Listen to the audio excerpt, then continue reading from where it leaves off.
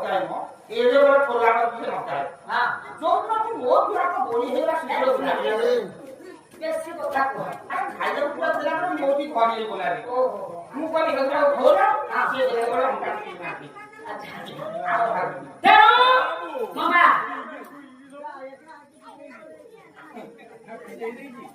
ପତିବ୍ରତା ଯେ ସବୁବେଳେ କଥାରେ ସିନ୍ଦୁର ଲଗାଉଛି। ଆଚ୍ଛା ମାମା ଯେତେବେଳେ ଗାଧେଇ ଯାଉଛନ୍ତି ପାଣିରେ ମୁହଁ ଧୋଇ ହେଉଛନ୍ତି ସିନ୍ଦୁର ତ ଧୋଇ ହେଇଯାଉଛି ତାହେଲେ ସେ କେମିତି ପତିବ୍ରତା ନାରୀ ହେବେ? ପଇସା ଦେଇକି ସାବୁନ କିଣିକି ଆଉ ମୁହଁ ଲଗେଇବେ କେମିତି ପତିବ୍ରତା ହେବେ କହିବ ସେଇଟା କହୁନ।